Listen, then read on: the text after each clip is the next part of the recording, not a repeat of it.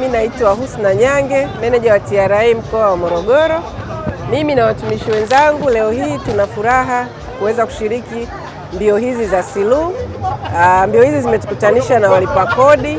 Mbio hizi ni sehemu ya michezo, kwa hiyo tumezifurahia sana, lakini vile tunafurahi kwa sababu mbio hizi zimekuja katika kipindi ambacho sisi kama Mamlaka ya Mapato Tanzania tunaazimisha miaka 30 ya tangu kuundwa TRA.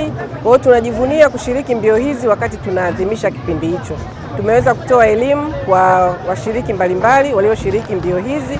Tuna imani elimu hii imewafikia na kwa namna moja au nyingine wataweza kutumia elimu hii tulioitoa hapa kuwa walipa kodi bora na kuendelea kulipa kodi kwa maendeleo ya nchi yetu. Asante.